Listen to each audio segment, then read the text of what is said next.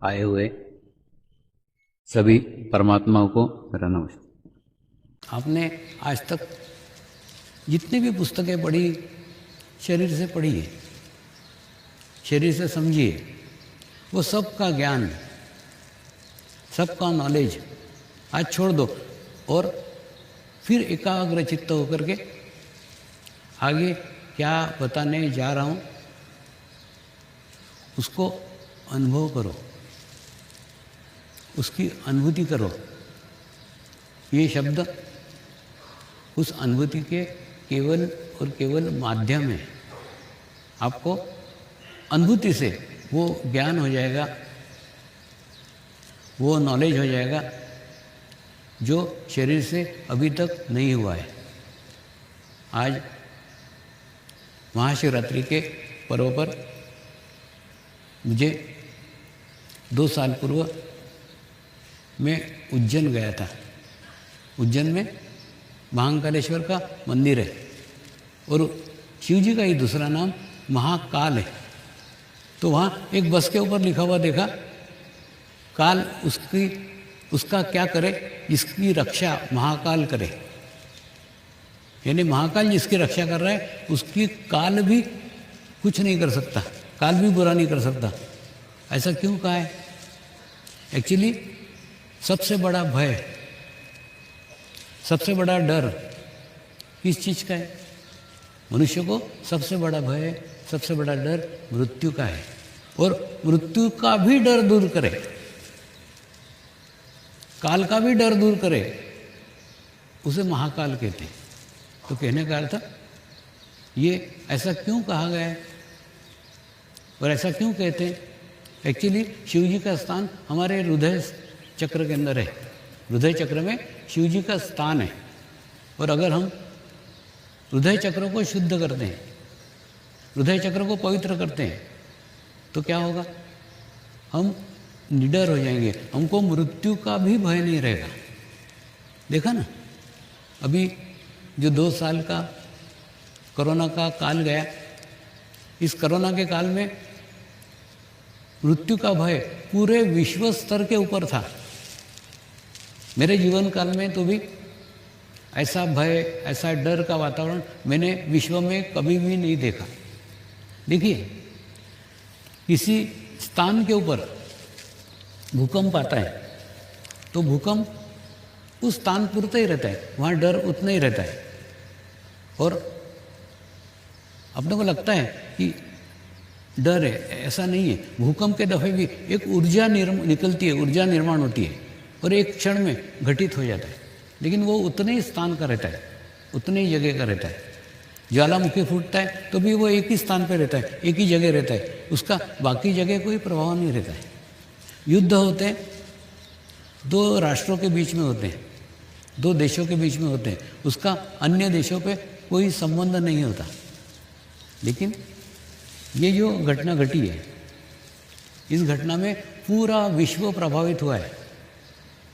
पूरे विश्व में उसका भय व्याप्त है। और जब पूरे ही विश्व में भय व्याप्त हो, ऐसे समय अपने आप को भयमुक्त रखना बहुत कठिन हो जाता है।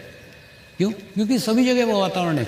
अब किसी भी राज्य में जाओ, किसी भी देश में जाओ, किसी भी गांव में जाओ, किसी भी परिवार में जाओ, एक ही बात एक ही जगह चल रही थी। तो इसीलिए मीडिया के माध्यम से अलग अलग मैसेज भेज करके, अलग अलग संदेश भेज करके, अलग अलग कार्यक्रम रख करके आपको उस कोरोना के इफेक्ट से बचाने का प्रयास किया है और प्रयत्न किए। और इस समय में जो डर का वातावरण था, उस समय वो महाकाल वाली बात मुझे बार बार याद आती थी कि जिसका हृदय चक्र स्ट्रांग है, जिसका हृदय चक्र मजबूत है, उसको कोई भय नहीं है। वास्तव में आप पहुंच ही पाओगे ऐसा मैं नहीं कहता, आप कर ही पाओगे ऐसा भी मैं नहीं कहता, लेकिन नियमित अगर ध्यान करते रहे, नियमित अगर साधना करते रहे, तो आपके जीवन में वो स्थिति भी आ सकती है, वो अवस्था भी आ सकती है जो मृत्यु से भी परे है। मृत्यु का भी डर वहाँ समाप्त हो जाता है। सचमुच महाकाल की प्राप्ति उस अवस्था में प्राप्त हो जाती है। वो स्थिति क्या है? वो स्थिति है शरीर छोड़ करके ध्यान। एक ध्यान की एक अवस्था है, ध्यान की एक स्थिति है। मैं इसलिए ये सब कह रहा हूँ क्योंकि ये सिखाया नहीं जा सकता, ये मैं आपको सिखा नहीं सकता हूँ, आप मुझसे सीख नहीं सकते हैं। लेकिन अगर आप सीखने लग जाए तो मैं रोक भी नहीं सकता। आप जितना सूक्ष्म शरीर के साथ जुड़ोगे, ये सूक्ष्म शरीर के पास में है, ये ज्ञान है, ये नॉलेज है, ये अनुभूति है, ये अनुभव है, सब है। आप जितना उसके साथ जुड़ोगे ना, आप धीरे धीरे आप देखोगे कि आपको भी वो स्थिति प्राप्त हो गई है, आपको भी वो अवस्था प्राप्त हो गई है कि ध्यान में आपका शरीर छूट गया है। आपको यह अनुभव होगा कि आप शरीर छोड़ करके शरीर से परे चले गए हैं। और उसके बाद में एक समय के बाद, एक स्थिति के बाद धीरे धीरे वापस शरीर में आ गए और इसका अभ्यास होने लग गया, इसकी प्रैक्टिस होने लग गई। और इसके अभ्यास में और इसकी प्रैक्टिस में दो बातें ध्यान रखने की है जो मुझे अनुभव हुई है। हो सकता है आपका अनुभव अलग हो। देखिए, जो अनुभव बताए जाते हैं ना, वही अनुभव प्रत्येक व्यक्ति को आए ऐसा नहीं। प्रत्येक की शरीर की स्थिति, प्रत्येक की आध्यात्मिक स्थिति सब अलग अलग रहती है और स्थिति के अनुसार अनुभव आते हैं।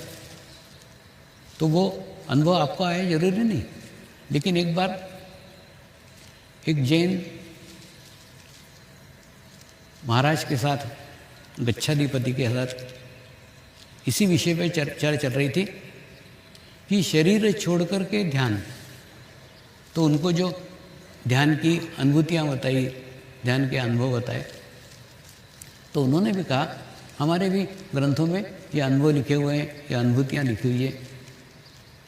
तो उसमें से दो जैन मुनियों की इच्छा हुई कि हमको भी वो अनुभूतियाँ पाने का है, अनुभव पाने का है।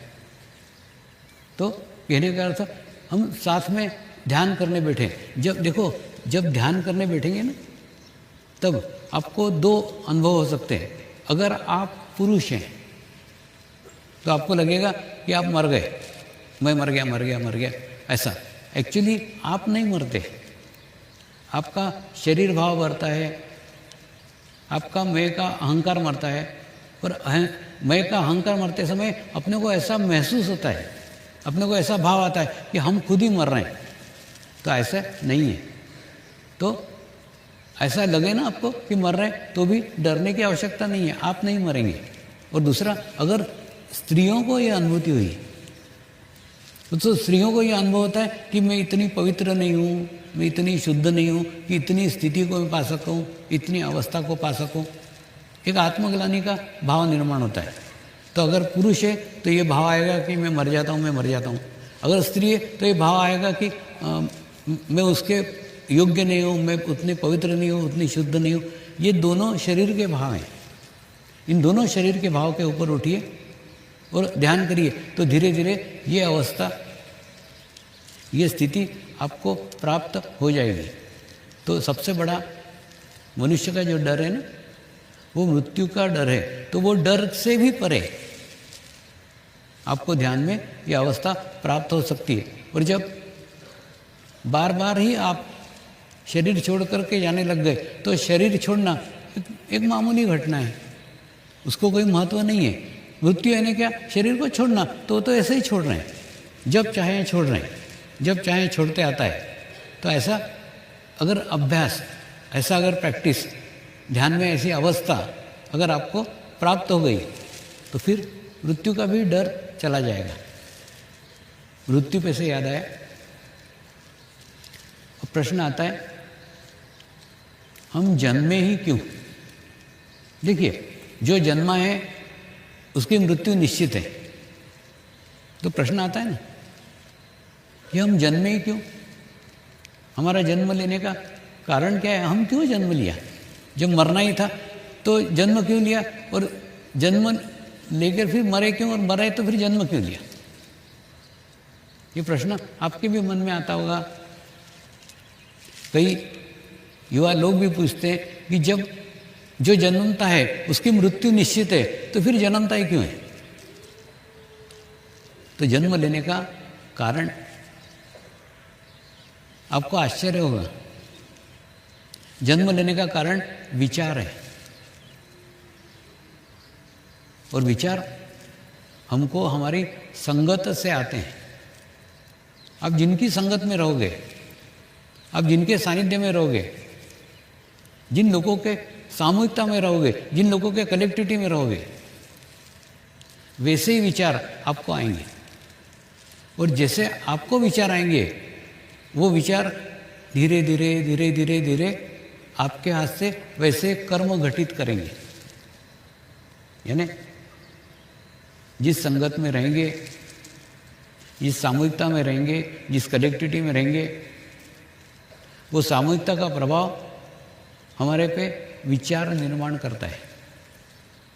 और विचार निर्माण करने के बाद में विचारों का अति प्रभाव एक क्षण में नहीं होता। ये अति प्रभाव वो विचारों से बाद में वैसे हमारे से कर्म घटित करता है।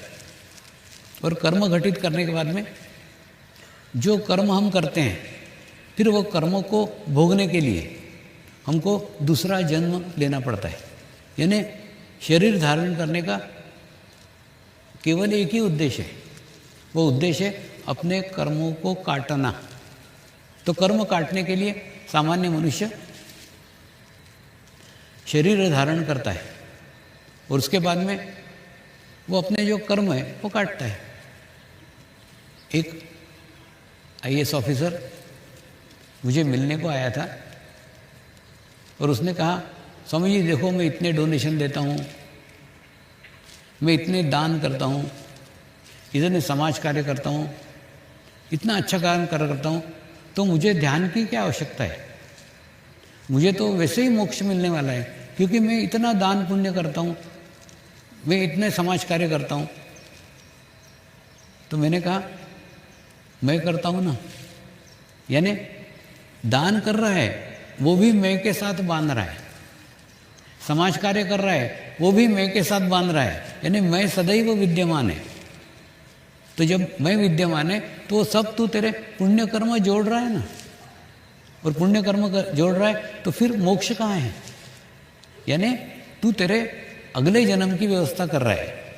तेरा अगला जन्म सुखी होगा, अगला जन्म आनंदी होगा, क्योंकि तूने अच्छे कर्म किए। तो अच्छे कर्म करके फिर अच्छे कर्म भोगना भी पड़ेंगे ना। केवल अच्छे कर्म करके नहीं होता है, अच्छे कर्म करके आपको अगले जन्म में अच्छे कर्म भोगने को आना ही पड़ता है। और दूसरा, कर्मों में से किसी को भी मुक्ति नहीं है। अगर आप अच्छे कर्म करो तो अच्छे कर्म भोगना ही पड़ेंगे, आप चाहो न चाहो।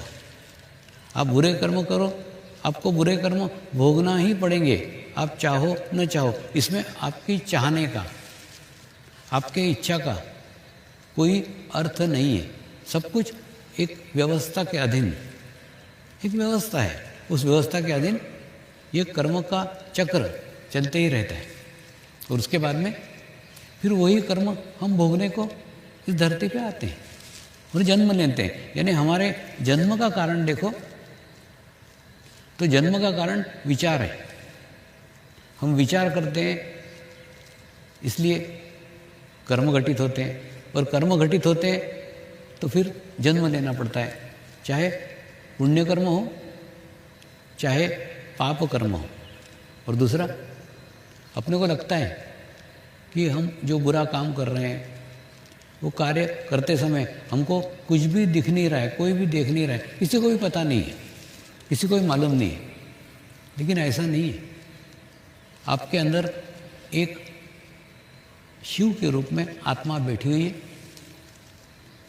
वो सब देखती रहती है, सब रिकॉर्डिंग चलती रहती है। और एक रिकॉर्डिंग मृत्यु के समय सिनेमा जैसी आपके सामने पूरी ऐसी चलती। जो जो आपने बुरे कर्म किए वो भी चलते हैं, जो जो आपने अच्छे कर्म किए वो भी चलते हैं आपके सामने, वो सिनेमा चलता है एकदम। और उसके बाद में अगर पुण्य कर्म किए हैं, अच्छे कर्म किए हैं, तो जाते समय आपको एक सेटिस्फेक्शन रहता है, मृत्यु के समय आपको एक संतोष रहता है कि मैंने मेरा जीवन बहुत अच्छे से भोग लिया, मैंने मेरे जीवन को सार्थक किया, मैंने मेरे जीवन को खूब लोगों को मदद किया, खूब समाज कार्य किया, खूब अच्छे से किया। मेरे को किसी से कोई एक धन्यवाद का भाव अपने ही प्रति आता है कि मैंने मेरे जीवन को बहुत अच्छे से भोगा। और मैंने देखो, पद पे तो कोई रहता है, कोई नहीं रहता है, पद अनिश्चित है, लेकिन पद पे रहते हुए आपने क्या अच्छा कार्य किया, वो कार्य जरूर आपको आपके अंतिम दिन, अंतिम समय याद आएगा कि पद में रहते हुए, पद पे रहते हुए मेरे हाथ से इतने अच्छे अच्छे कार्य हुए। तो ये सब अच्छे कार्य आपके सामने सिनेमा जैसे दिखेंगे, तो आपको एक संतोष मिलेगा, आपको एक सेटिस्फेक्शन मिलेगा कि मैंने मेरे जीवन को सार्थक किया है। ठीक है, ऐसा ही अगर आपने बुरे कर्म किए हैं, आपने पाप कर्म किए, आपने किसी को परेशान किया है, किसी को तकलीफें दी है, तो वो कर्म भी आपके सामने फिर दिखेंगे, वो सब दिखेंगे कि आपने इनसे ऐसा किया, आपने इनको धोखा दिया, आपने सब दिखेंगे, सब बुरे कर्म भी आपके सामने सिनेमा जैसे दिखेंगे। और कई लोग इतने बुरे कर्म करते हैं, इतने खराब कर्म करते हैं कि वो कर्म खुद भी देखना नहीं चाहते। जैसे होता है ना, अपना चेहरा क्या है वो बराबर अपने को मिरर में दिखता है, अपने को आईने में दिखता है कि हमने कौन सा, हमारा चेहरा कैसा है, काला है कि पीला है कि सफ़ेद है। जिस प्रकार से हम हमारे चेहरे को मिरर में देखते हैं, ठीक उसी प्रकार से हम हमारे आप को अंतिम समय में देखते हैं। वो सब घटनाएं आप भी दिखते हैं, सामने वाला भी दिखता है, आपने कैसे परेशान किया, क्या किया, सब दिखते रहता है। जो आपने करते समय भी जो नहीं देखा ना, वो भी दिखता है। और वो इतना भयानक रहता है, वो इतना खराब रहता है कि आदमी उन घटनाओं को, आदमी उन लोगों को याद भी करना नहीं चाहता। वो नहीं चाहता वो घटनाएं याद आए, वो नहीं चाहता वो घटनाएं मुझे बार बार दिखे। तो ऐसे समय परमात्मा से मनुष्य भीख मांगता है, हे परमात्मा, मैं ये देखना ही नहीं चाहता कि मेरे हाथ से क्या क्या पाप हुआ है, मुझे मृत्यु दे दे, मैं जीना ही नहीं चाहता ये। और दूसरा, उसके चाहने न चाहने पे कुछ नहीं होता ना, वो सब दिखते ही रहता है, लेकिन वो उसको रोक नहीं सकता। तो इसलिए जीवन में ऐसे कोई काम मत करो जो काम आप फिर से देखना न चाहो। ये सब दिखने वाले हैं आपको। और आप अगर अच्छे काम करते हो, आप अगर अच्छे कार्य करते हो, तो वो भी आपको दिखेंगे ही। अब प्रश्न आता है कि अगर बुरे कर्म किए हैं तो बुरे कर्म काटने के लिए हम आते हैं, और उसके बाद में चाहते न चाहते हुए भी हमारे हाथ से अनजाने में कुछ कर्म घटित हो जाते हैं। हो सकता है फिर से कुछ पुण्य कर्म घटित हो जाए, हो सकता है फिर से कुछ पाप कर्म घटित हो जाए। यानी बिना कर्म के तो मनुष्य रह ही नहीं सकता, एक दिन नहीं रह सकता, एक क्षण नहीं रह सकता। आप देखो ना, विचारों से भी कुछ ना कुछ करते ही रहते हो। तो ऐसे कोई भी कर्म अगर आपसे घटित होते हैं तो पुराने कर्म तो कट जाते हैं, लेकिन फिर नए कर्म घटित हो जाते हैं, और उसके बाद में फिर वो नए कर्म भोगने के लिए नया जन्म लेना पड़ता है।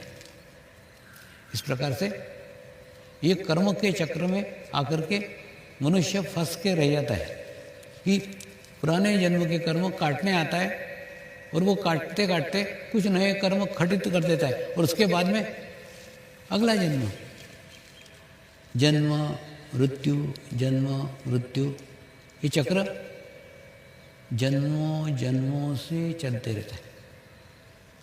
और जन्मों जन्मों से चलने के बाद में इसी जन्म में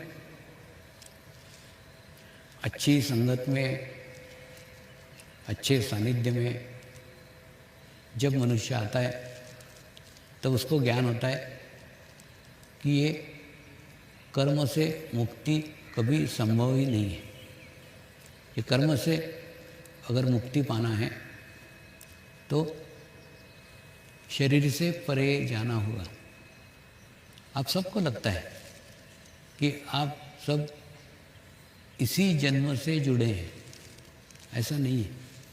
ये जन्मों जन्मों का संबंध है और उसके बाद में पूर्व जन्मों में आपने अच्छी संगत की थी, अच्छा सानिध्य प्राप्त किया था, तो आपको महसूस हो गया था, आपको पता चल गया था कि ये कर्म के चक्र में से बाहर आए बिना मुक्ति संभव ही नहीं है। तो एक ऐसा मार्ग, एक ऐसा रास्ता ऐसा होना चाहिए कि हमारा शरीर भाव ही समाप्त हो जाए, और शरीर भाव समाप्त हो जाएगा तो फिर शरीर से ही तो कर्म घटित होते हैं ना। पुण्य कर्म घटते हैं शरीर से, पाप कर्म घटते हैं शरीर से। तो अगर शरीर भाव ही नहीं रहा तो ना रहेगा बांस, ना रहेगी बांसुरी, वैसा प्रकार है।